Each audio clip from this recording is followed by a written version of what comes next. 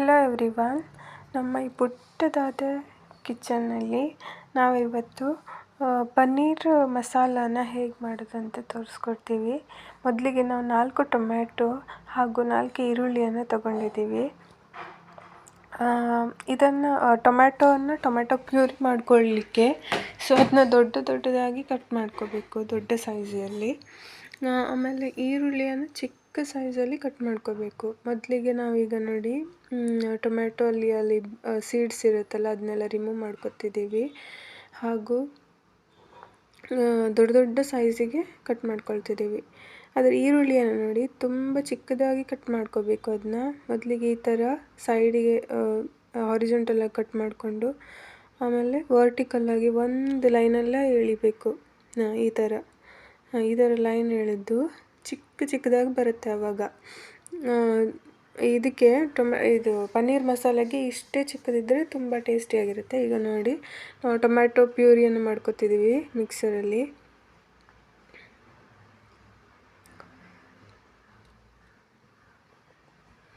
ಆಮೇಲೆ ಈಗ ಪನ್ನೀರನ್ನು ತೊಗೊಂಡಿದ್ದೀವಿ. ಪನ್ನೀರನ್ನು ಈ ಸೈಜಿಗೆ ಕಟ್ ಮಾಡಿಕೊಂಡು ಅದಕ್ಕೆ ನಾವು ಫೋರ್ಕಿಂದ ಇದು ಮಾಡ್ತಿದ್ದೀವಿ, ಹೋಲ್ ಮಾಡ್ತಿದ್ದೀವಿ. ಯಾಕಂದರೆ ಅದು ಪನ್ನೀರು ಫ್ರೈ ಮಾಡುವಾಗ ಬರ್ಸ್ಟ್ ಆಗೋ ಚಾನ್ಸಸ್ ಇರುತ್ತೆ, ಮತ್ತು ಅದಕ್ಕೆ ಮಸಾಲ ಒಳಗೋಗಲಿ ಅಂತ ಈ ಸೈಜಿಗೆ ಹಾಕ್ಕೊಂಡು ಆಮೇಲೆ ಸ್ವಲ್ಪ ಅರಿಶಿಣ ಹಾಗೂ ಅಕ್ಕಿ ಹಿಟ್ಟನ್ನು ಅದ್ರ ಮೇಲೆ ಸ್ಪ್ರೆಡ್ ಮಾಡ್ಕೊಳ್ತಿದ್ದೀವಿ.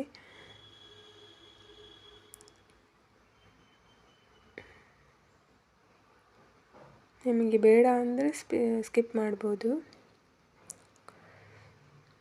ಈಗ ಒಂದು ಪಾತ್ರೆಯನ್ನು ತಗೊಂಡು ಅದಕ್ಕೆ ಆಯಿಲ್ ಹಾಕಿ ಪನ್ನೀರನ್ನು ಅದಕ್ಕೆ ಸ್ವಲ್ಪ ಸಾಲ್ಟ್ ಹಾಕಿ ನಾವು ಫ್ರೈ ಮಾಡ್ಕೊಳ್ತಿದ್ದೀವಿ. ಇದು ಡಾಬಾ ಸ್ಟೈಲು. ನೋಡಿ ಫ್ರೈ ಆಗ್ತಿದೆ. ಲೋ ಫ್ಲೇಮಲ್ಲಿ ಇಟ್ಕೋಬೇಕು ಸ್ವಲ್ಪ.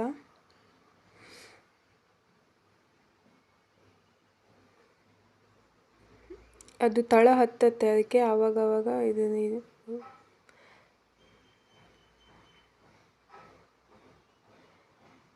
ನೋಡಿ ಇದು ಹೇಗೆ ಬಂದಿದೆ ಅಂತ. ಅದು ಸ್ವಲ್ಪ ಮಿಲ್ಕಿ ಸ್ಮೆಲ್ ಇರುತ್ತೆ, ಅದೆಲ್ಲ ಹೋಗಬೇಕು. ಇಲ್ಲಾಂದರೆ ಅದು ಮಿಲ್ಕಿ ಅನ್ನೋ ಸ್ಮೆಲ್ ಬರುತ್ತೆ. ಈಗ ಇನ್ನೊಂದು ಪಾತ್ರೆಗೆ ಅದನ್ನ ಟ್ರಾನ್ಸ್ಫರ್ ಮಾಡ್ಕೊತಿದ್ದೀವಿ. ನೋಡಿ ಸ್ವಲ್ಪ ಬ್ರೌನಿಷ್ ಬರಬೇಕು, ಅಲ್ಲಿವರೆಗೂ ನಾವು ಸ್ವಲ್ಪ ಅದನ್ನ ಫ್ರೈ ಮಾಡಬೇಕಾಗತ್ತೆ.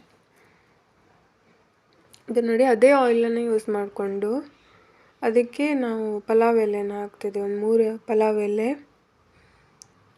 ಆಮೇಲೆ ಜಾಯಿಕಾಯಿ 2-3 ಹಾಗೂ ಚಕ್ಕೆಯನ್ನು, ಮತ್ತು ಸ್ವಲ್ಪ ಚಕ್ರೆ ಮೊಗ್ಗು, ಆಮೇಲೆ ಕಾಳುಮೆಣಸು ಇನ್ನು ಫ್ರೈ ಮಾಡ್ಕೋಬೇಕು ಸ್ವಲ್ಪ ಹೊತ್ತು.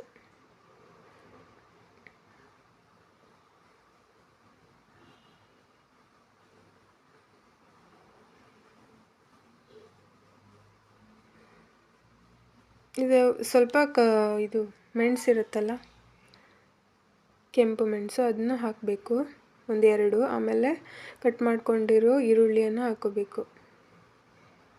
ಒಳ್ಳೆ ಅರೋಮ ಬರುತ್ತೆ.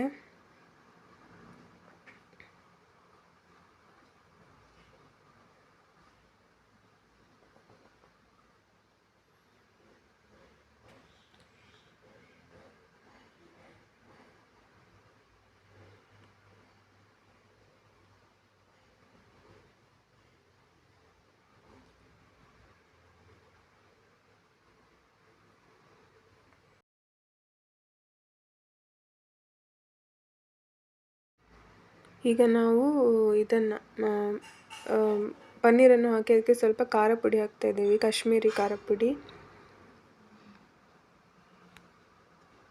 ಆಮೇಲೆ ಸ್ವಲ್ಪ ಅರಿಶಿಣ,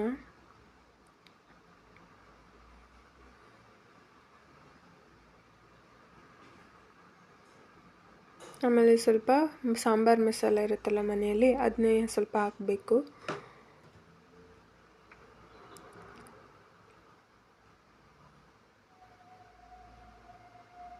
ಆಮೇಲೆ ಆಮೇಲೆ ಸ್ವಲ್ಪ ಚಿಕನ್ ಮಸಾಲ 2 ಸ್ಪೂನ್ ಆಗುವಷ್ಟು, ಆಮೇಲೆ ಸ್ವಲ್ಪ ಗರಂ ಮಸಾಲ ಹಾಕಬೇಕು.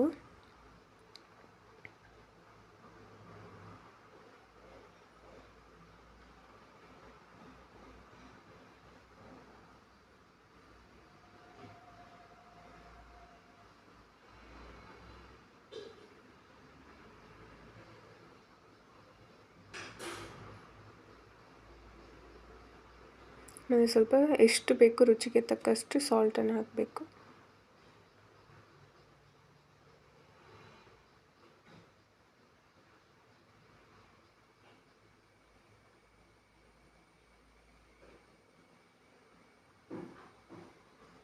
ಈಗ ಅದನ್ನೆಲ್ಲ ಮಿಕ್ಸ್ ಮಾಡ್ಕೋಬೇಕಾಯ್ತಾ.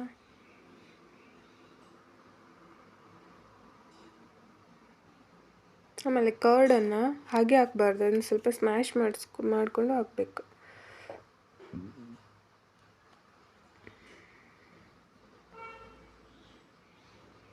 ಈಗ ಎಲ್ಲವನ್ನು ಸರಿಯಾಗಿ ಮಿಕ್ಸ್ ಮಾಡಬೇಕು. ಪನ್ನೀರ್ ಹಾಗೆ ಹಿಡ್ಕೊಳ್ಳುತ್ತೆ ಅದನ್ನ ಎಲ್ಲ ಮಸಾಲೆಯನ್ನು, ಅದು ಮೊದಲೇ ನಾವು ಹೋಲ್ ಮಾಡಿರ್ತೀವಲ್ಲ, ಸೊ ಒಳಗೆ ಪನ್ನೀರ್ ಒಳಗಡೆನೂ ಅದು ಮಿಕ್ಸ್ ಆಗುತ್ತೆ. ಈಗ ಮತ್ತೆ ಸ್ವಲ್ಪ ಖಾರ ಪುಡಿ ಹಾಕ್ಕೋತಿದ್ದೀವಿ, ಯಾಕಂದರೆ ಅದು ಕಾಶ್ಮೀರಿ ಖಾರ ಪುಡಿ ಸ್ವಲ್ಪ ಖಾರ ಜಾಸ್ತಿ ಬೇಕಾಗುತ್ತೆ.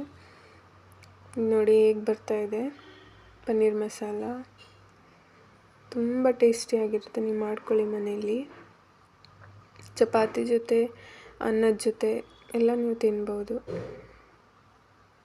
ದೋಸೆ ಜೊತೆ ಕೂಡ, ಬೆಳಿಗ್ಗೆ ದೋಸೆ ಜೊತೆ ಕೂಡ ತುಂಬ ಚೆನ್ನಾಗಿರುತ್ತೆ ಕಾಂಬಿನೇಷನ್ನು. ನೋಡಿ ಹೇಗೆ ಬರ್ತಾಯಿದೆ, ಒಳ್ಳೆ ಅರೋಮ ಬರ್ತಾಯಿದೆ, ಹಾಗೆ ಟೇಸ್ಟಿ ಕೂಡ. ನೋಡಿ hotel style, dhaba style paneer masala ನೋಡಿ ಎಷ್ಟು ಚೆನ್ನಾಗಿ ಮನೆಯಲ್ಲೇ ಮಾಡ್ಕೊಂಡು ತಿನ್ಬೋದು. Thank you for